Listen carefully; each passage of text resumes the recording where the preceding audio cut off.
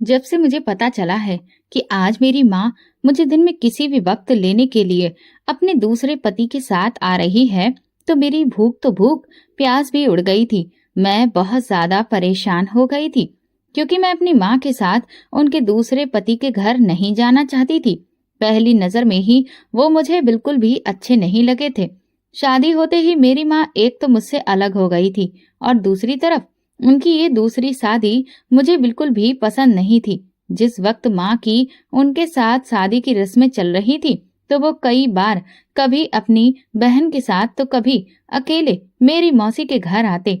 वो मुझसे बिना बात ही कुछ ज्यादा ही फ्री होने की कोशिश करते थे, और मुझे उनकी ये आदत बहुत ज्यादा बुरी लगती थी। जब मनोज अंकल का हमारे घर आना जाना रिश्ते के सिलसिले में शुरू हुआ, तो माँ ने मौसी से कहा, लड़के वालों को मेरी बेटी सुनैना के बारे में मत बताओ।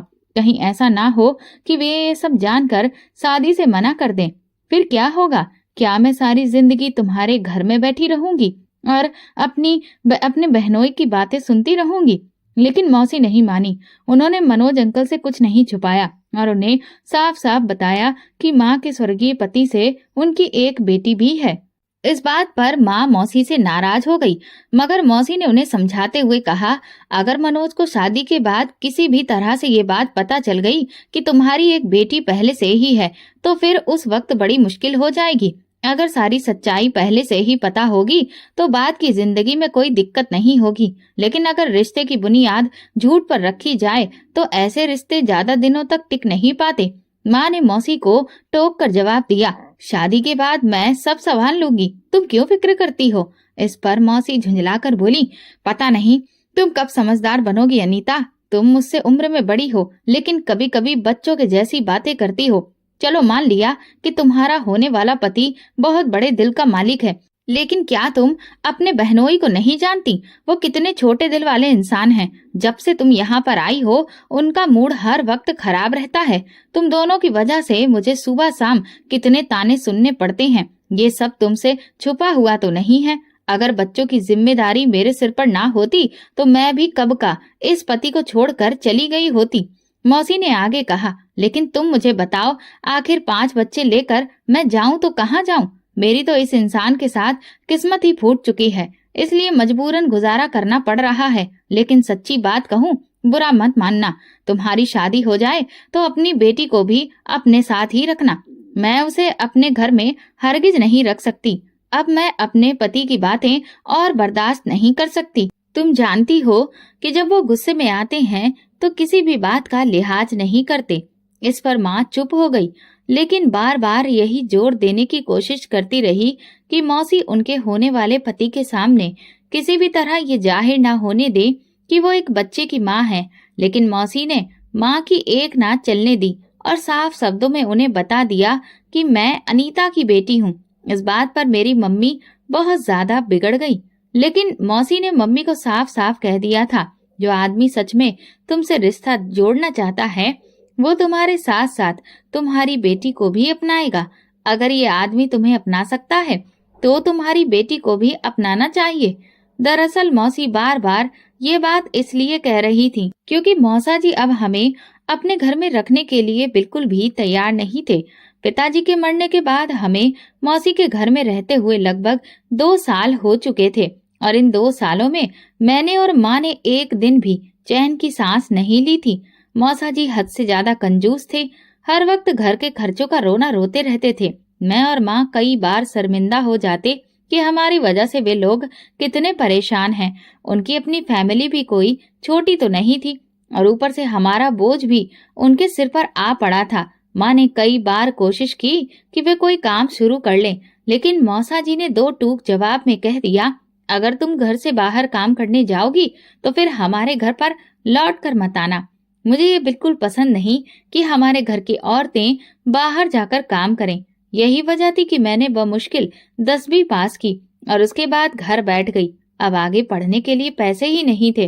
हालांकि मेरी बहुत इच्छा थी कि मैं हाई स्कूल के बाद भी पढ़ाई जारी रखूं और किसी तरह कोई छोटी मोटी नौकरी कर लूं, ताकि थोड़े पैसे कमा सकूं और मौसी की मदद कर सकूं। कम से कम तब हमें यहाँ रहने के लिए थोड़ा चैन तो मिलता। लेकिन मौसी की जिद और गुस्से को देखते हुए मैं चुप हो गई। मौसा जी बड़े ही अजीब आदमी थे। ना हमें घर से बाहर काम करने देते थे और ना ही अपने घर में सुकून से खाना खाने देते थे। वे अक्सर खाने के वक्त ही खर्चों का रोना लेकर बैठ जाते थे। यही वजह थी कि शाम के वक्त अक्सर मैं और माँ भूखे पेट ही सो जाते थे। मौसी बेचारी भी हमारी वजह से ही अक्सर अपने पति की गालियों का शिकार बनती थी। ऐसे में मेरी माँ को बस एक ही रास्ता दिखा, दूसरी शादी करके अपना घर बसाना। वैसे भी वे कोई बहुत ज्यादा पढ़ी लिखी नहीं थी कि कहीं जॉब के लिए स्ट्रगल कर पाती। कभी कभी मैं सोचती हूँ कि अगर माँ पढ़ी लिखी होती तो अपने लिए और मेरे लिए स्टैंड ले सकती थी। फिर हम कभी मौसी के घर ये जिल्लत भरी जिंदगी नहीं जीते। भले ही हम एक छोटे से कमरे में रहते, लेकिन कम से कम सुकून से तो जीते। लेकिन अब माँ को अपनी तमाम मुश्किलों का हल बस दूसरी शादी में ही दिख रहा था। जब मोहल्ले की मंजू आंटी ने माँ के कान में ये बात डाली थी, अभी तो तुम जवान हो, दूसरी शादी क्यों नहीं कर लेती? कब तक अपनी बहनों के घर में अपनी जवान बेटी को लेकर बैठी रहोगी? तब से माँ इस बारे में गंभीरता से सोचने लगी थी। फिर उन्होंने मंजू आंटी से कहा कि वे उनके लिए कोई रिश्ता देखें। मौसा जी को भी इस पर कोई ऐतराज नहीं था। जब मंजू आंटी ने मनोज अंकल की तस्वीर लाकर माँ को दिखाई तो माँ एकदम फिदा हो गई और तुरंत हाँ कर दी। मंजू आंटी ने भी जब ये बताया कि इस आदमी की ये तीसरी शादी है तो माँ के हैरत की इंतहा नहीं रही। वो फटी फटी आंखों से उनकी तरफ देखने लगी तो मंजू आंटी एकदम से बोली कि वो अपनी 2 पत्नियों को तलाक दे चुका है क्योंकि वे चरित्र की बिल्कुल भी अच्छी नहीं थी, तो इसीलिए उसकी शादियां टूट जाने की वजह से तुम बिल्कुल भी परेशान मत होना। वो अभी भी जवान है, पैसे वाला है और इसीलिए तो तीसरी शादी कर रहा है। माँ ने कहा जब पहली 2 को तलाक दे चुका है तो फिर मुझे कोई दिक्कत नहीं है, मुझे ये रिश्ता हर तरह से मंजूर है। तो इस बात पर मेरी मौसी माँ से जल्दी से कहने लगी, तुम पहले अच्छे से उसके बारे में सारी जानकारी हासिल कर लो, इतनी जल्दबाजी मत करो, हथेली पर सरसों जमाने की कोशिश मत करो। तो माँ एकदम से बोली, बस जब मुझे मंजूर है तो फिर किसी और को ऐतराज करने की कोई भी जरूरत नहीं है। इस बात पर मौसी चुप हो गई क्योंकि वो जानती थी कि माँ हद से ज्यादा जिद्दी स्वभाव की है। दूसरी बात, मौसी अपने पति की वजह से भी बहुत परेशान थी और वो दिल से चाहती थी कि हम माँ बेटियां बस अपने घर की ही हो जाएं। मनोज अंकल जब हमारे घर रिश्ता लेकर आए तो जब उनकी नजर मुझ पर पड़ी तो वो मुझे बड़ी ही अजीब नजरों से देखने लगे। मुझे जाने कि उनके इस तरह घूर घूर कर देखने से दिक्कत होने लगी। ये मेरी उनके साथ पहली आमने सामने की मुलाकात थी जो कि मेरे लिए बिल्कुल भी अच्छी नहीं थी। इसलिए मेरी कोशिश होती थी कि जब वो हमारे घर आए तो मैं इधर उधर हो जाऊं, लेकिन फिर वो हमारे घर बहाने बहाने से आने लगे। ऐसे में अगर कभी मौसी घर पर नहीं होती तो मुझे ही उनके लिए चाय पानी लेकर ड्राइंग रूम में जाना पड़ता क्योंकि माँ तो उनके सामने जाती नहीं थी। एक दिन मैं उन्हें चाय देने ड्राइंग रूम में गई तो उन्होंने मुझे बैठने को कहा। तब मैं उनसे जरा दूरी पर रखे हुए सोफे पर बैठ गई। मुझे लगा कि शायद उन्हें मुझसे कोई बात करनी है, लेकिन वो तो मुझ पर टकटकी बांधे न जाने किन ख्यालों में खो गए थे। मैं उनकी अपने ऊपर टिकी हुई आंखें देखकर बहुत ज्यादा उलझन में पड़ गई थी। यही वजह थी कि जब मैं वहां से उठने लगी तो वो मुझे ऊट पटांग तरीके के सवाल करने लगे जिनका कोई भी सिर पैर नहीं था। मुझे ऐसा लगा जैसे वो नहीं चाहते कि मैं यहाँ से जाऊं। वो मुझे एक बहुत ही तेज नजर शिकारी की तरह लगे जो अपना शिकार अपने काबू में रखना खूब अच्छे से जानता हो। मैं दिल ही दिल में भगवान से प्रार्थना करने लगी कि हे भगवान, मौसी जल्दी से कमरे में आ जाएं ताकि मैं उठकर यहाँ से भाग जाऊं। और फिर जैसे ही मौसी चाय की ट्रे उठाकर ड्राइंग रूम में आई तो मैं बिना वक्त गवाए बगैर ही वहां से उठकर चली गई। मैं मनोज अंकल के प्रति अपनी नापसंदगी का इजहार एक दिन अपनी माँ से करने ही वाली थी, लेकिन जब मैंने अपनी माँ के चेहरे पर पिताजी के मरने के बाद पहली बार खुशी देखी तो मैं चुप हो गई। मेरी माँ एक अरसे के बाद मुस्कुराई थी। कुछ महीनों के बाद माँ की शादी हो गई और वो विदा होकर मनोज अंकल के घर चली गई। मौसी की तो पूरी कोशिश यही थी कि मैं भी माँ की विदाई के समय ही उनके साथ चली जाऊं, लेकिन मेरी मम्मी ने मुझे रोक दिया।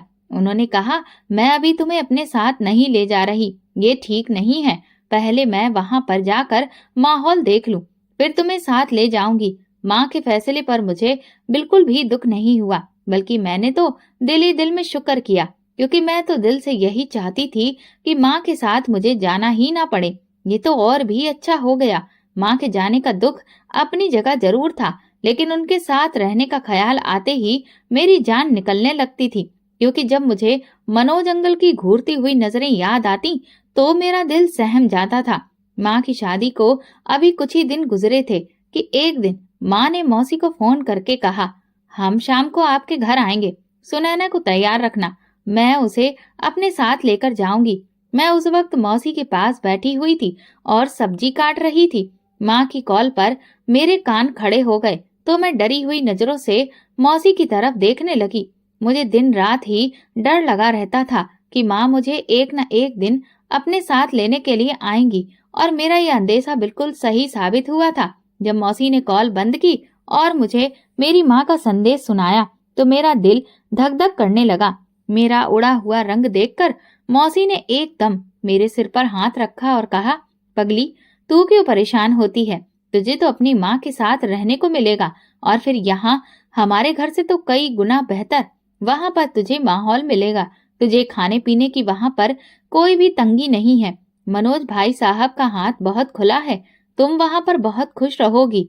मैंने मौसी की तरफ देखा और कहा, मौसी, मैं माँ के साथ नहीं जाना चाहती। मौसी ने गहरी सांस ली और फिर बोली, लेकिन बेटा, तुम्हें अपनी माँ के साथ जाना चाहिए, वो तुम्हें बहुत प्यार करती है। पर मौसी, वो मनोज अंकल मुझे बिल्कुल भी पसंद नहीं है, मैं वहां नहीं रहना चाहती। बहुत बुरी बात है सुनैना, वो तुम्हारे अंकल नहीं है, बल्कि उन्हें अब तुम पापा कहा करो। अब रिश्ते में वो तुम्हारे पिता हैं। इस बात पर तो मैं एकदम से बौखला गई और तेजी से बोली, वो बिल्कुल भी मेरे पिता नहीं हैं। मेरे एक ही पिता थे और अब उनका देहांत हो चुका है। पिता क्या ऐसे होते हैं? तो मौसी मेरी बात सुनकर फिक्रमंदी से मेरी तरफ देखकर बोली, पिता और कैसा होना चाहिए सुनैना? वो रिश्ते में तुम्हारे सौतेले बाप हैं, लेकिन इसके बावजूद जो तुम्हें लेने के लिए आ रहे हैं, तो क्या ये कम है? तुम खाना पीना छोड़कर इतना परेशान क्यों हो रही हो? बल्कि तुम्हें तो भगवान का शुक्रिया अदा करना चाहिए। तो मैं बोली, मैं क्या करूं मौसी, मुझे बहुत डर लगता है। मौसी ने कहा, अरे इसमें डरने वाली क्या बात है? तुम बिना बात अपने दिल में डर को बैठा रही हो। मैंने कुछ सोचा और फिर कहा, अच्छा, अगर मैं कभी आपकी तरफ आना चाहूं तो क्या मैं आ सकती हूँ? इस बात पर मौसी एकदम से मुस्कुराकर बोली, क्यों नहीं आ सकती मेरी जान? मेरे घर के दरवाजे तुम्हारे लिए हमेशा के लिए खुले हैं। जब तुम्हारा दिल करे जरूर आ जाओ। वहां जाने का मतलब ये तो नहीं है कि मौसी के घर का दरवाजा बंद हो जाएगा। मैं हमेशा तुम्हारे साथ हूँ।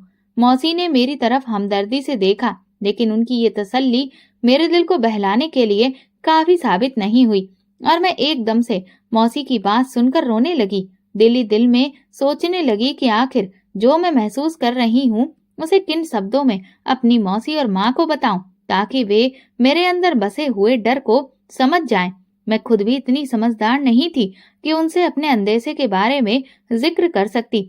मौसी मुझे लगातार रोते देखकर परेशान हो गई और बोली, क्या बात है सुनैना, तुम आखिर ऐसे क्यों रो रही हो? तो मैं एकदम से मौसी से कहने लगी, आप मुझे यहीं पर रहने दें, भले ही अपनी नौकरानी बना लें। मैं खुद मौसा जी के आगे हाथ जोड़कर उनसे रिक्वेस्ट करूंगी कि मुझे यहाँ पर रहने दें। इस पर मौसी ने एकदम से मुझे अपने सीने से लगा लिया और कहा, भगवान न करे कि तुम्हें कभी किसी के आगे भी हाथ जोड़ना पड़े। भगवान तुम्हारी किस्मत हम दोनों बहनों जैसी बिल्कुल भी ना लिखे। तुम्हें वे दुख ना मिले जो हमारे नसीब में लिखे हुए हैं। तुम तो खुश नसीब हो कि तुम्हारा सौतेला बाप तुम्हें खुद लेने के लिए आ रहा है। अनीता बता रही थी कि मनोज ने खुद कहा है कि सुनैना को यहाँ लेकर आओ। अब ये उसका भी घर है। तो मैं क्या बताऊं कि तुम्हारी माँ ये बात करते हुए कितनी खुश थी, और ये तो कितनी खुश नसीबी की बात है, वरना ज्यादातर तो सौतेले बाप इतने बड़े दिल वाले कहाँ होते हैं कि पहली पत्नी के बच्चों को अपना ले। इस बात पर मैंने मौसी से कहा, मुझे वो बिल्कुल भी अच्छे नहीं लगते। पता नहीं आप लोगों ने उनमें ऐसा क्या देख लिया है। तो मौसी मेरी बात सुनकर परेशान हो गई और बोली, तुम बिना वजह जरूरत से ज्यादा सोच रही हो। जब तुम वहाँ अपनी माँ के साथ होगी तो फिर इतनी परेशान क्यों होती हो? ये तुम्हारी चिंता करने की उम्र नहीं है। हम है ना तुम्हारी फिक्र करने वाले। बस अब तुम रोना धोना बंद करो और अच्छे बच्चों की तरह शाम को अपना बैग तैयार कर लेना। मौसी मेरी आंखों में आए आंसू पोंछते हुए कमरे से बाहर चली गई तो मैं फूट फूट कर रोने लगी। जाने क्यों उस वक्त मुझे अपने पिता की बहुत याद आई। काश आज वो जिंदा होते तो मैं इतनी मुश्किलों का सामना ना करती। शाम से पहले ही मम्मी अपने दूसरे पति मनोज के साथ मुझे लेने आ गई। उनके रंग ढंग देखकर मैं और मौसी हैरान रह गए थे। उन्होंने भड़कीले रंग का एक चमक धमक से भरा साड़ी पहन रखा था और बहुत डार्क मेकअप किया हुआ था। बार बार माँ खूब चहक रही थी तो मौसी उन्हें देखकर बहुत खुश हुई। माँ ने मौसी को बताया कि मनोज बहुत ही ख्याल रखने वाले पति साबित हुए हैं। मैं जो अंदेशे लेकर उनके घर गई थी वो सारे के सारे अंदेशे गलत हो गए। अब आप यहाँ से ही अंदाजा लगा लें कि वो मुझसे शादी करने के दूसरे दिन ही कहने लगे, सुनैना को यहाँ लेकर आ जाओ, वहां तुम्हारे बिना वो बेचारी परेशान हो रही होगी। माँ बात करते करते बार बार कनखियों से मेरी तरफ देखने लगी तो मैंने अपना मुंह दूसरी तरफ कर लिया। मौसी तो माँ की बातें सुनकर बहुत निश्चिंत हो गई और फिर वो चाय बनाने के लिए किचन में चली गई। तभी माँ मेरे पास आकर बैठ गई। हाँ तो सुनैना, तुमने अपना बैग पैक किया या नहीं? हम ज्यादा देर यहाँ पर नहीं ठहरेंगे। मनोज को एक जरूरी काम से कहीं जाना भी है। इस बात पर मैं झुंझलाकर माँ से बोली, माँ आप मुझे लेने क्यों आ गई? मैं यहाँ बिल्कुल ठीक थी। माँ ने मेरी तरफ हैरत से देखा और बोली, ये तुम्हारा घर नहीं है, तुम्हारा घर वहाँ है जहाँ मैं रहती हूँ। फिर वो धीरे से मेरे कान के पास आकर बोली, इस घर में जो हमने वक्त गुजारा है, भगवान वो वक्त किसी दुश्मन पर भी ना दे। कहने को तो ये मेरे भाई बहनों का घर था, लेकिन इन्होंने हमें हर वक्त सूली पर ही लटकाए रखा था। अब जब हमें सच्चे मायने में अपना खुद का घर, अपनी खुद की छत मिल गई है तो तुम इतनी परेशान क्यों हो और ऐसी जगह पर रहने के लिए क्यों मरी जा रही हो जहाँ हर पल दम घुटता रहता है। मैं तो स्तब्ध रह गई। मुझे समझ नहीं आ रहा था कि मैं अपनी माँ को कैसे समझाऊं कि कम से कम यहाँ पर मौसा जी मुझे मनोज अंकल की तरह गंदी नजरों से तो नहीं देखते। ज्यादा से ज्यादा क्या है, गुस्सा ही तो करते हैं। वो तो मैं सह लेती हूँ, लेकिन गंदी नजरों को कैसे बर्दाश्त किया जा सकता है। मगर मैं जानती थी कि माँ को ये सब समझाना बिल्कुल फिजूल है, क्योंकि एक तो मुझे उन्हें समझाना ही नहीं आ रहा था और अगर कच्चे पक्के लफ्जों में मैं उन्हें बता भी देती तो वो मेरी बात नहीं समझती, क्योंकि वो अभी मनोज अंकल के नाम की माला जप रही थी और उन्हें अभी मनोज अंकल के अलावा कुछ भी सुहाना नहीं लग रहा था। यहाँ तक कि मेरे चेहरे पर आई फिक्रमंदी पर भी वो सतर्क नहीं हुई। चाय पीते ही माँ ने मुझसे कहा, चलो सुनैना, अब हमें निकलना चाहिए।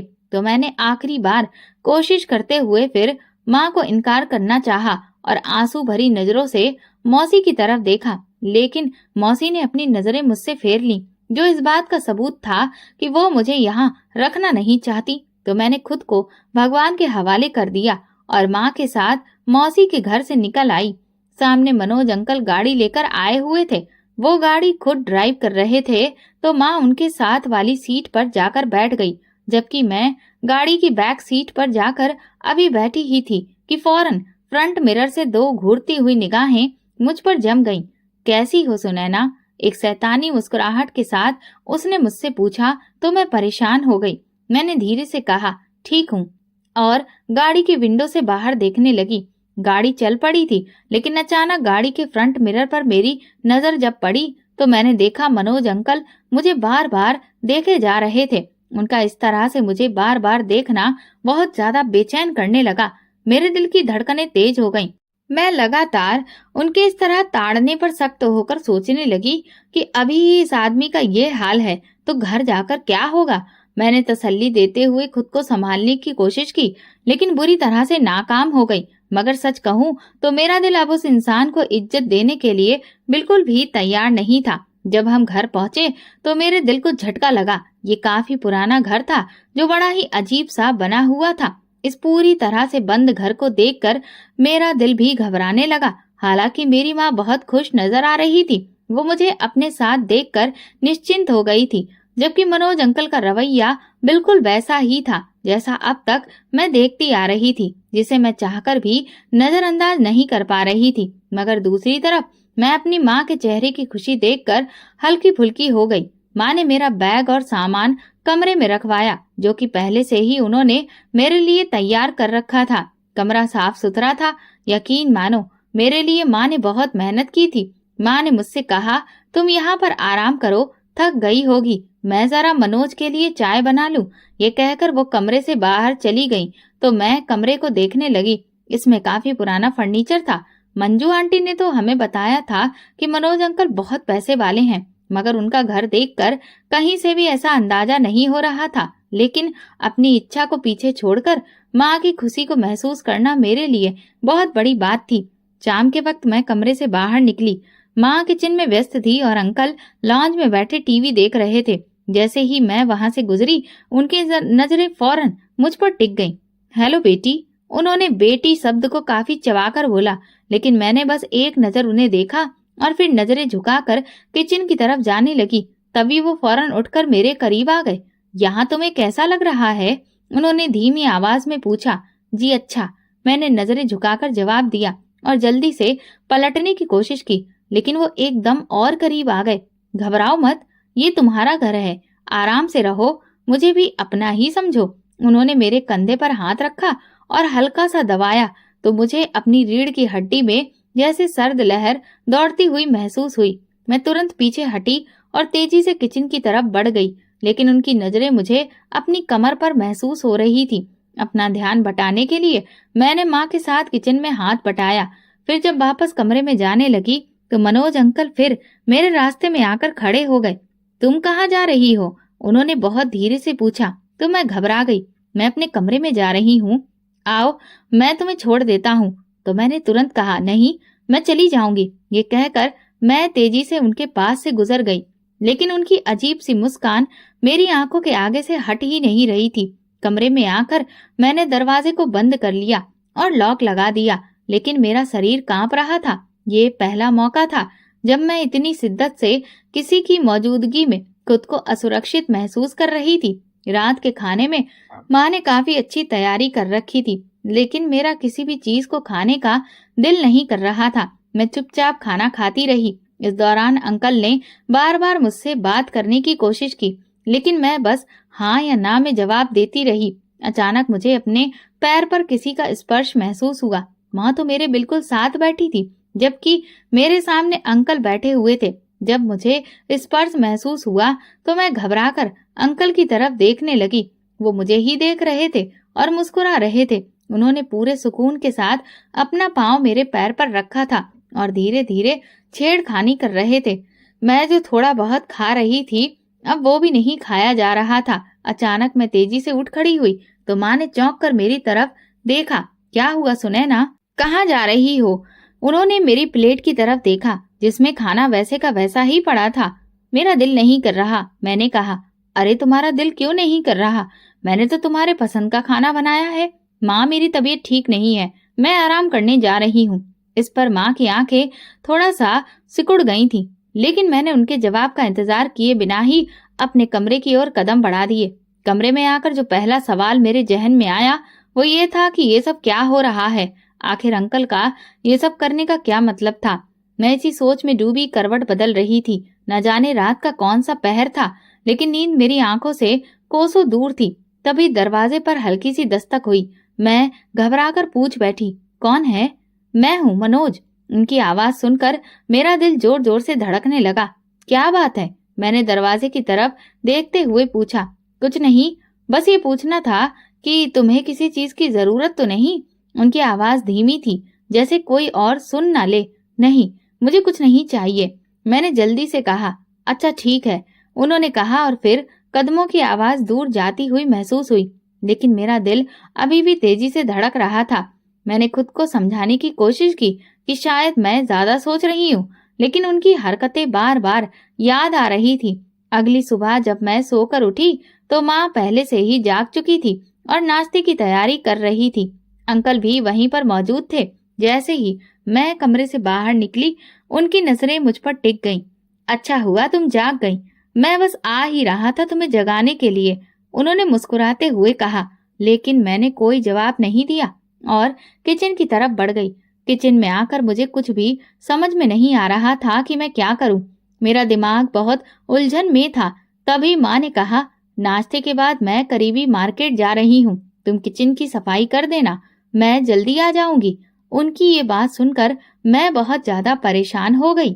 मैं उनसे ये कहना चाह रही थी कि मैं भी आपके साथ जाऊंगी, लेकिन वो इतनी जल्दी में थी कि मेरी बात सुने बिना ही बाहर चली गई। मैं भी उनके जाने के बाद आंगन में आकर खड़ी हो गई। अंदर लॉन्ज में अंकल ऊंचे ऊंचे पंजाबी गाने लगाकर सुन रहे थे। ऐसे में मेरा दिल बिल्कुल अंदर जाने को नहीं कर रहा था। एक अजीब सी घबराहट हो रही थी, इसीलिए मैं वहीं सीढ़ियों पर बैठ गई। क्या हुआ? अचानक अंकल ने आवाज दी, सुनैना कहाँ हो तुम? इधर आओ, मुझे तुमसे बात करनी है। मैं घबरा गई। अंदर लॉन्ज में गानों की आवाज बंद हो चुकी थी और अब वे ऊंची आवाज में मुझे बुला रहे थे। मेरे कदम तो जैसे किलो किलो भर के हो गए थे। समझ ही नहीं आ रहा था कि मैं क्या करूं। मैं किसी भी हाल में अंदर नहीं जाना चाह रही थी कि अचानक उनके खकारने की आवाज आई तो मैं दिल थाम कर रह गई। भगवान जाने उन्हें क्या हो गया। मैं धड़कते दिल के साथ जैसे ही दरवाजे तक पहुंची तो वहीं खड़े खड़े उनसे पूछा, क्या बात है, आप मुझे बुला रहे थे? तो वो एकदम बोले, अरे भाई, इतनी दूर खड़ी होगी तो फिर क्या खाक तुम्हें बता पाऊंगा? जरा सा नजदीक आओ इधर, मैं दर्द से मर रहा हूँ और तुम हो कि पूछ भी नहीं रही। क्या हुआ आपको? मैंने धड़कते दिल के साथ पूछा। वो अजीब सी मुस्कुराहट चेहरे पर सजाकर बोले, अरे मेरे पैरों में दर्द है, अगर तुम मुझे अपना समझती हो तो जरा मेरे पैर ही दबा दो। अभी तुम्हारी माँ होती तो वो मेरे पैर दबा देती, अब वो नहीं है तो उनकी जगह तुम ये काम कर दो। मैं माँ की गैर मौजूदगी में उनके करीब जाना नहीं चाह रही थी, लेकिन उनके बात करने का तरीका नरमी से गुस्से में बदल गया तो मैं डर गई। अरे मैं तुम्हें खा थोड़ी ना जाऊंगा, आ जाओ। डरते डरते मैं उनके करीब गई। उन्होंने अपने पैर टेबल पर रख दिए और आंखों से इशारा करते हुए कहा, मेरे पैर दबा दो। मैं ना चाहते हुए उनके पैर दबाने लगी। वो एकदम खुश होते हुए बोले, तुम्हें यहाँ किसी चीज की कमी तो नहीं है? अगर तुम्हें कुछ भी चाहिए तो मुझसे कहा करो। ये कहते हुए वो मेरे और करीब आकर बैठ गए। मैं एकदम घबरा कर उठ बैठी। तभी उन्होंने मेरा हाथ पकड़ लिया। मैं बुरी तरह से घबरा गई। मेरे अंदर इतनी हिम्मत भी नहीं हो रही थी कि मैं उनसे कहूँ कि मेरा हाथ छोड़ दो। मैं बार बार हाथ छुड़ाने की कोशिश कर रही थी, लेकिन उनकी पकड़ इतनी सख्त थी कि मेरी आंखों में आंसू आ गए। अचानक उन्होंने जल्दी से मेरा हाथ छोड़ दिया और कहा, बेटी घबराओ मत, ये तुम्हारा अपना घर है, तुम यहाँ हर तरह से सुरक्षित हो। मैं हैरान होकर उनकी तरफ देखने लगी कि अचानक उन्हें क्या हो गया। तभी पीछे से माँ की आवाज आई और एक पल में मुझे समझ आ गया कि उन्होंने अपना लहजा क्यों बदल लिया। ये सच में बहुत बड़ा बहरूपिया था। माँ के सामने उनका बर्ताव कुछ और होता था और जब अकेलापन मिलता तो अपने पूरे शैतानी किरदार में आ जाते थे। मैं फौरन अपने कमरे में चली गई और दरवाजा बंद कर लिया। मेरे दिल में खौफ की लहर दौड़ रही थी। मैं नहीं जानती थी कि इस सूरत में क्या करूं और इससे कैसे निजात पाऊं। मैंने सोचा कि माँ को सब कुछ बता दूं, लेकिन फिर ख्याल आया कि शायद वो मेरी बात पर यकीन ना करे। अंकल की ये छोटी छोटी हरकतें मेरी जिंदगी को मुश्किल बना रही थी। थोड़ी देर के बाद माँ मेरे कमरे में आई। मैंने रोते हुए कहा, मुझे अकेला छोड़कर मत जाया करो। माँ ने मुझे शांत कराया और कहा, ठीक है, अब मैं जहाँ भी जाऊंगी तुम्हें अपने साथ लेकर जाऊंगी। मैं निश्चिंत हो गई। इस दौरान मेरी बस यही कोशिश रहती कि अंकल की मौजूदगी में अपने कमरे में ही मैं रहूं, लेकिन जब वो घर से बाहर होते तो मैं तुरंत माँ के साथ घर के कामों में मदद करने लगती। एक दिन अंकल ने माँ से कहा कि उन्हें कारोबार में बहुत नुकसान हो गया है, इसलिए घर के खर्च चलाने के लिए उन्हें कहीं नौकरी करनी पड़ेगी। माँ परेशान हो गई और बोली, मेरी तो पढ़ाई लिखाई भी कुछ खास नहीं है और ना ही मुझे कोई खास हुनर आता है, मैं क्या नौकरी करूंगी। इस पर अंकल बोले, इसमें पढ़ाई लिखाई या हुनर की कोई जरूरत नहीं है। ये एक अचार की फैक्ट्री है और तुम्हें बस वहां पर पैकिंग करनी है। ये कोई मुश्किल काम नहीं है। हफ्ता 10 दिन में सारा काम तुम सीख जाओगी। माँ खामोश हो गई, लेकिन मैं परेशान थी। जैसे ही अंकल घर से बाहर निकले, मैंने माँ से कहा, माँ आप जहाँ भी नौकरी करने जाएं, मुझे भी अपने साथ ले जाइए। मैंने गुस्से में कहा तो माँ परेशान हो गई। ठीक है, कल तुम भी मेरे साथ चलना, उन्होंने कहा। अगले दिन जब अंकल माँ को फैक्ट्री छोड़ने जा रहे थे तो मैं भी साथ चल पड़ी। इस पर अंकल ने गुस्से से माँ की तरफ देखा और बोले, इसको किधर लेकर जा रही हो? माँ ने कहा, ये अकेले कैसे रहेगी? इस पर वो माँ पर बिगड़ गए। ये घर है मेरा, तुम्हारे बहनोई का तबेला नहीं है। कि इसमें रहते हुए तुम्हारी बेटी डर जाएगी। और वैसे भी फैक्ट्री में वही लोग जाते हैं जिन्हें काम करना होता है, उनके साथ किसी और को अंदर जाने की इजाजत नहीं होती। माँ ने कहा, ठीक है, ये भी फैक्ट्री में काम कर लेगी, इसे घर में बैठकर बोरियत ही तो होती है। अंकल एकदम बोले, कोई जरूरत नहीं है इसे फैक्ट्री में काम करने की। वैसे भी मैंने कौन सा तुमसे सारी जिंदगी काम करवाना है, बस कुछ महीनों की बात है, मेरा कारोबार फिर से जम जाएगा तो तुम घर में बैठकर राज करना। माँ खामोश हो गई, क्योंकि वो जानती थी कि अगर ज्यादा बहस की तो उनके पति का मूड इतना खराब हो जाएगा कि लेने के देने पड़ जाएंगे। वो उनके साथ चुपचाप चली गई, जबकि मैं ये सोचकर परेशान थी कि अब मेरा क्या होगा। जब माँ फैक्ट्री चली जाती तो अंकल अक्सर बहाने से मुझे अपने कमरे में बुलाते। कभी कहते कि सिर में दर्द है, कभी कहते कि पैर दबाओ। वो हर वक्त मेरे आसपास ही घूमते रहते। जब उन्हें एहसास हुआ कि मैं शिकायत नहीं करती तो वो और भी ज्यादा दिलेर हो गए। अब तो बिना किसी झिझक के मेरे पास आते और बेशर्मी से बातें करने लगते। अब उनकी बदतमीजी हद से ज्यादा बढ़ने लगी थी, जो मेरे लिए बर्दाश्त करना बहुत ज्यादा मुश्किल ही हो रहा था। मैं आखिर कब तक उन पर पर्दा डालती। एक दिन मैंने फैसला किया कि मुझे अब माँ को सब कुछ बता देना चाहिए। आखिर मैं उनके पति की गलत हरकतों को क्यों छुपाऊं, बल्कि उन्हें साफ साफ बता दूंगी कि आपको फैक्ट्री में भिजवाने के बाद ये आदमी सारा दिन घर में बैठा रहता है और मुझे परेशान करता है। शायद ये सब जानने के बाद माँ कोई बेहतर फैसला करने की स्थिति में आ जाए। इसलिए मैं माँ का बेसब्री से इंतजार करने लगी। जब वो शाम को लौटी तो मैंने मौका देखकर माँ को सारी बात बता दी। माँ ने पूरी गंभीरता के साथ मेरी सारी बातें सुनी और गहरी सोच में डूब गई। फिर उन्होंने मौसी से बात की और कहा, सुनैना को आप अपने घर में रख लीजिए। लेकिन मौसी ने दो टूक अंदाज में माँ को मना कर दिया और कहा, तुम माँ बेटियां अब अपने मामलों को खुद ही सुलझाओ, मैं पहले ही बहुत परेशान हूँ। उन दिनों मौसा जी का एक्सीडेंट हो गया था और टांग टूटने की वजह से वे चारपाई पर ही पड़े रहते थे। आजकल तो उनका गुस्सा सातवें आसमान पर था। वे अपनी लाचारी की वजह से मौसी को मार तो नहीं सकते थे, लेकिन जरा जरा सी बात पर उन्हें गालियां देते थे और उन पर खूब गुस्सा निकालते थे। इस स्थिति में मौसी ने माँ से पूरी तरह से हाथ पीछे खींच लिया, जिससे माँ और भी परेशान हो गई। मुझे लगता था कि माँ कोई ना कोई हल निकालेंगी, लेकिन जब माँ ने कहा, तुम इस मामले में चुप रहो और जब मैं घर पर ना हुआ करूं तो कमरे से बाहर मत निकला करो, बस अपने कमरे को अंदर से लॉक लगाकर चुपचाप बैठी रहा करो, तो मुझे अपनी माँ पर हैरत हुई। ये किसी मुश्किल का हल नहीं था। इस पर माँ ने कहा, फिर मैं भी क्या करूं, तुम ही बताओ। तुम्हें मैं अपने साथ लेकर जा नहीं सकती, तुम्हारी मौसी के घर मैं तुम्हें छोड़ नहीं सकती, तो अब इसका भला और क्या हल बचा। यही तो एकमात्र उपाय बचता था कि मैं उनके आने तक कमरे में बंद रहूं। माँ की बात सुनकर मैं चुप हो गई। मुझे लगने लगा कि जैसे मैं अपनी माँ के होते हुए भी बिल्कुल अकेली हो गई हूँ। पहले तो मुझे अपनी माँ पर गर्व था कि वे मुझे किसी भी परेशानी में पड़ने नहीं देंगी, लेकिन अब लग रहा था कि वे अपना घर बचाने की खातिर मेरी इज्जत को भी दांव पर लगाने को तैयार थीं। अब मुझे खुद ही कुछ करना था, क्योंकि मैं अंकल के गंदे हाथों को अपनी तरफ बढ़ते हुए देख रही थी। हालात की मार खाकर वक्त से पहले ही मैं बड़ी हो गई थी। मुझे अच्छे और बुरे का बहुत अच्छे से एहसास हो गया था। एक दिन जब माँ फैक्ट्री गई तो मैंने रोते ही खुद को कमरे में बंद कर लिया और कुंडी लगा दी। मैंने तय कर लिया कि जब माँ आएंगी तभी मैं कमरे से बाहर निकलूंगी।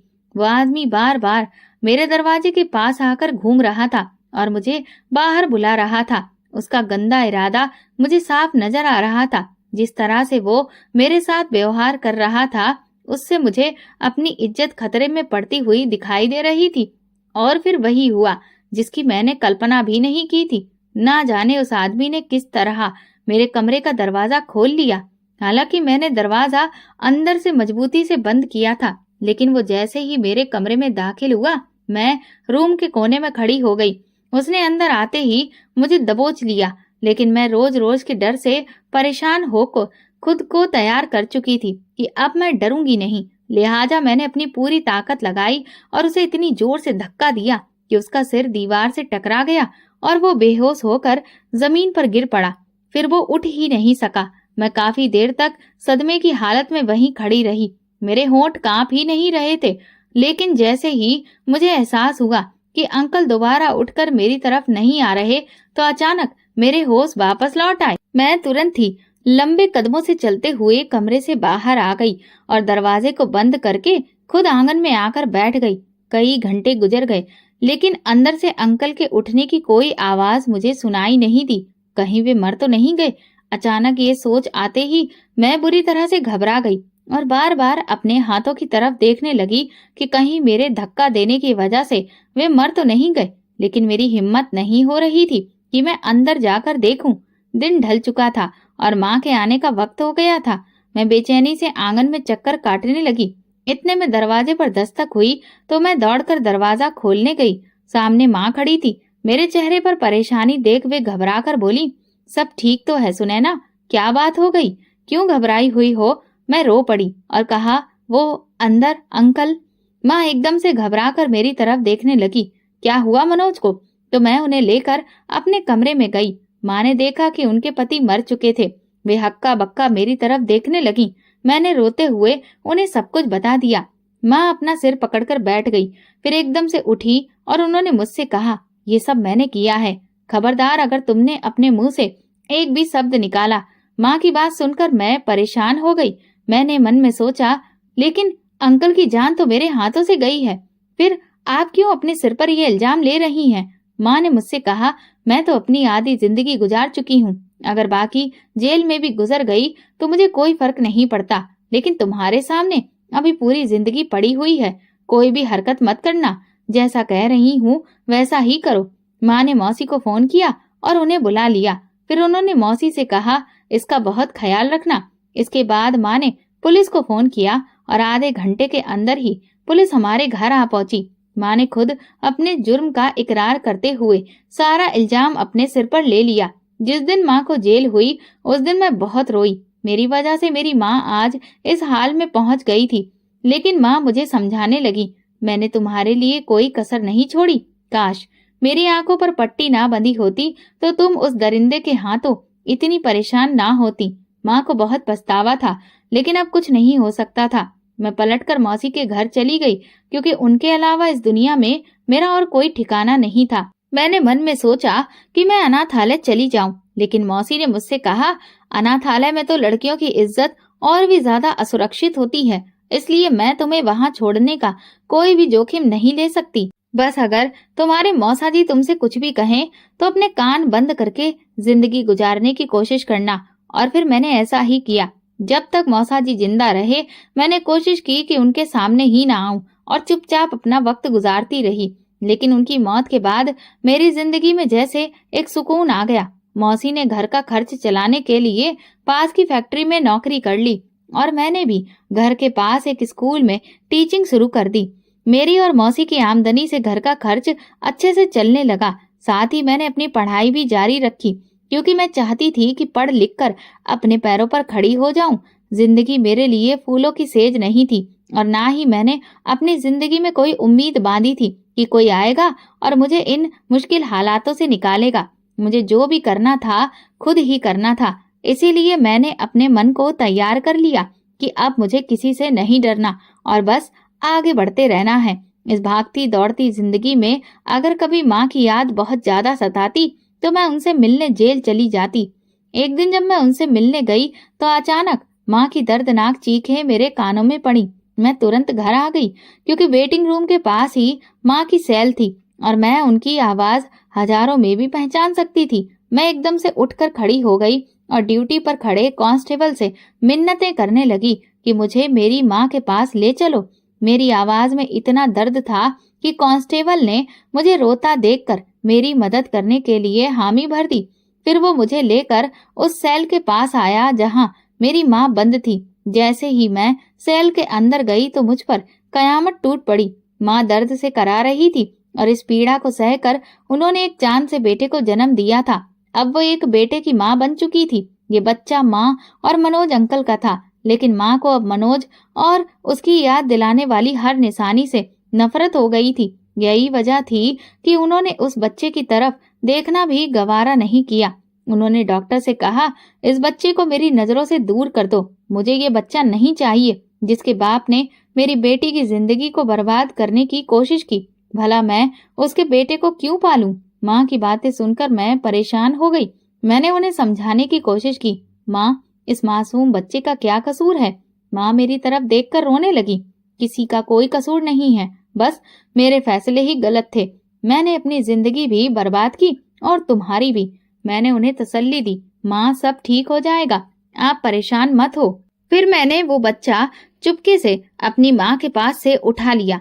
ये बच्चा उस शख्स का था जिससे मुझे पूरी दुनिया में सबसे ज्यादा नफरत थी, लेकिन मैंने अपनी जिंदगी का ये मकसद बना लिया था कि मैं इसे एक बेहतरीन इंसान बनाऊंगी जिस पर ये दुनिया गर्व करेगी। मैं इसे सिखाऊंगी कि एक अच्छा इंसान क्या होता है। मैं बच्चे को लेकर घर आ गई और उसे पालने की पूरी जिम्मेदारी निभाने लगी। माँ की जेल में ही कुछ समय बाद मृत्यु हो गई।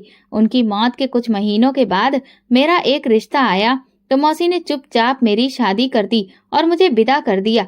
भगवान की दुआ से आज मैं अपनी पढ़ाई पूरी करके अपने पैरों पर खड़ी हूँ। मैं अपनी कहानी से हर लड़की को ये बताना चाहती हूँ कि जिंदगी में अगर मुश्किलें आ भी जाएं तो उनसे घबराना नहीं चाहिए, बल्कि डट कर उनका मुकाबला करना चाहिए। दोस्तों, अगर आपको हमारी कहानी पसंद आई हो तो कमेंट करके जरूर बताइए। वीडियो को लाइक करें और ज्यादा से ज्यादा शेयर करें। अगर आप चैनल पर नए हैं तो सब्सक्राइब जरूर करें और नोटिफिकेशन बेल को दबाएं ताकि अगली अपडेट सबसे पहले आपको मिले। धन्यवाद।